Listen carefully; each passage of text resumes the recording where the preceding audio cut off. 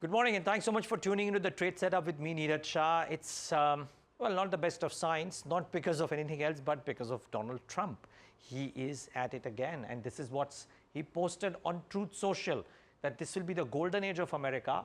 Will there be some pain? Yes, maybe, and maybe not. Effectively, Trump warning Americans that because of all the tariffs that have been levied, there will be presumably a rise in cost. This is my deduction of what he's done, by the way, because he's levied 25% tariffs on Mexico or Mexico, 25% tariffs on Canada, and 10% tariffs on China. Now, there will be beneficiaries across the EM pact for these as well, but for now, I mean, and by the way, this happened post-Friday, on Saturday late. So this is not a true depiction, but this is.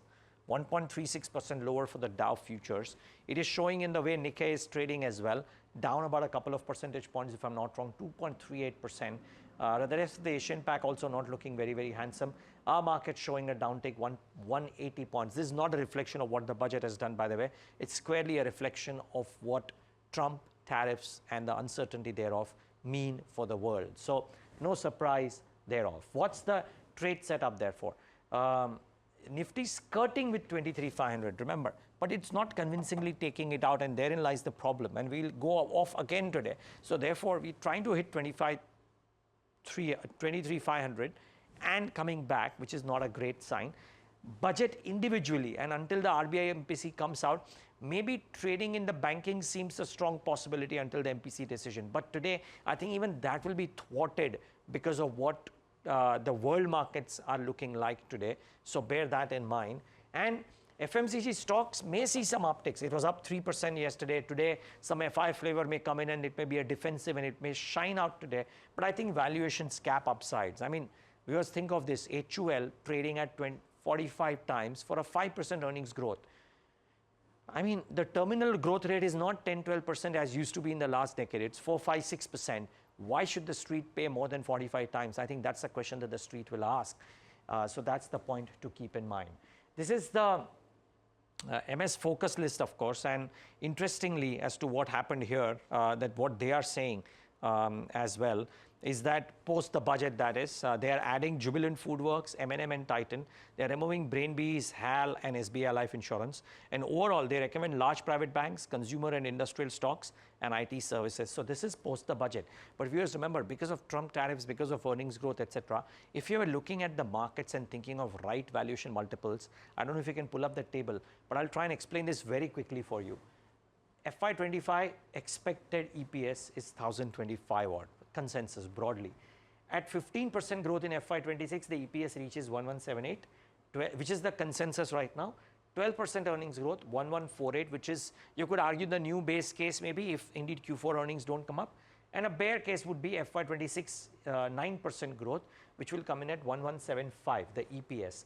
Therefore, at 23,500, the current PEs are this. The mean average is about 19 times. Long-term average is 19 times. In order to reach 19 times earnings, if you believe the Nifty should trade at average earnings, then on FY25 EPS, there is a 17% downside to the Nifty. If you consider the base case for FY26, not the current case, but the base case, then there is a 7% downside still to the Nifty on FY25. And of course, if you get the bear case, then it's about 9.57 times. Bull case, about 4.26 times. So depending on which level you are at, this is not relevant, frankly, these three are relevant. Depending on where you are on this Nifty EPS estimate and the bear case, bull case, you need to figure out the kind of downsides that could exist to the Nifty right now if you believe the Nifty should trade at long-term averages. Very important. Please keep this at the back of your mind.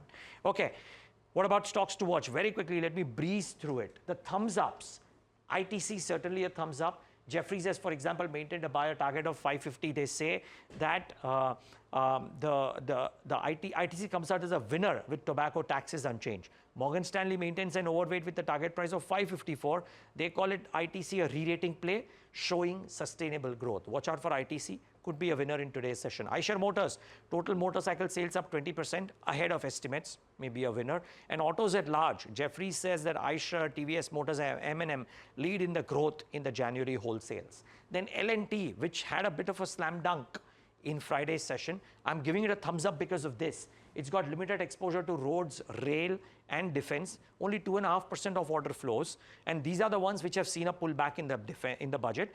But the market share in the high growth metro and transmission are at 23 and 20%, and further uptick in airports and nuclear, which L&T has a 50% share, is a positive for Larsen. Won't be surprised if this recoups some bit of losses even on a bad day today. Then breeze through some of the results. Ganesha Ecosphere, very strong results. Net profit at 29 crores versus 12.7 crores. So I think that's the big positive, Ganesha Ecosphere. Anant Raj, a thumbs up. Again, let's go to the net profit straight away. 53% growth at 110 crores versus 71.8 crores, so positive. Neogen, strong margin performance, 17.2% versus 12.3%, as a result of which the net profit at 10 crores versus 1.1 crores, so very strong out there. Lupin has announced the closure of inspection by the US FDA at the Somerset facility. Good one. And UPL viewers, watch out for this one. Most brokerages have come out with a positive note. Investec has upgraded to a buy from sell. Target price hiked to 700 from 450 because of upgrade in outlook. So this one could do well. Last but not the least, a thumbs down to Aarti. Not a great set of numbers. Finance cost up 57%. Net profit fell 62%. So this one could show a bit of a negative reaction. Please be careful if you're trading, even if you're trading until the MPC decision. Thanks so much for tuning in.